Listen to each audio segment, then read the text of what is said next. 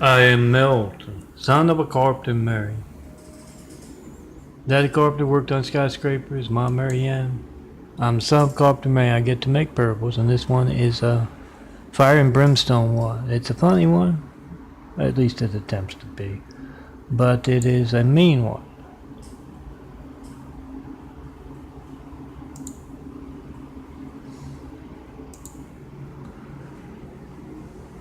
And Mo and Abbott are in Mo's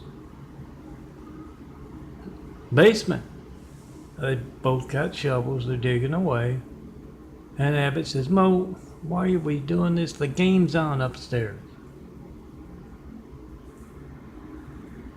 And Mo says, well, my wife keeps bitching about the plumbing. I got to get this fixed, and the plumber's going to cost me an arm and a leg.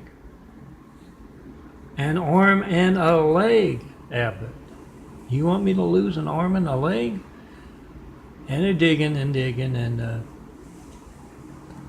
Abbott says, you remember our dads?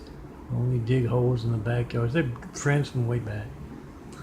They tell us we dug deep enough, we dig to China, everybody would be upside down.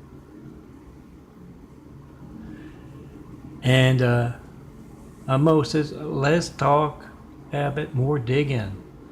I get this pipe out and put a new one in, and all of a sudden both of them just go right through.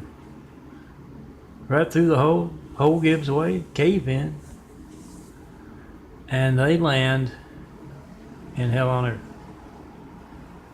And they look around, there's a whole bunch of Chinese fellas missing their arms and hanging by those balls of steel that classically are referred to as Chinese balls.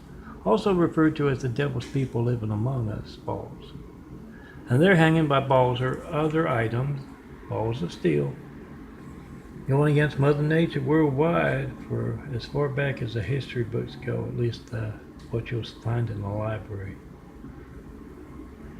And they look around, they see all these Chinamen hanging by their balls and other items if they don't have balls.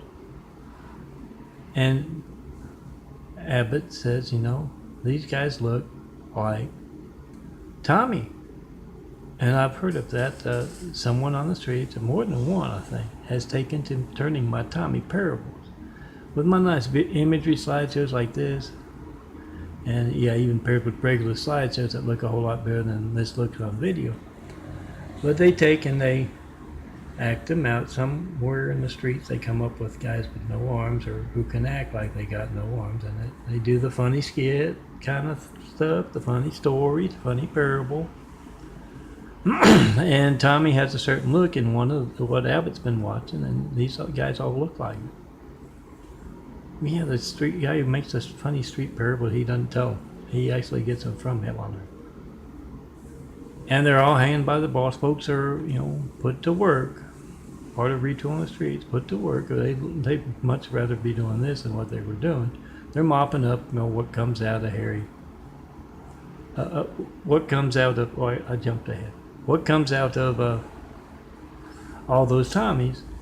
And yeah, Area and Race Street Justice paramedics have a gurney there, whatever they call them, as a new recruit, a Chinese fella who moved my imagery over a little bit to waste hours of time. So it's 9, almost 10 o'clock, and I'm cooking my food tonight because I had stuff to redo. It's the end of the month. I like to get everything together.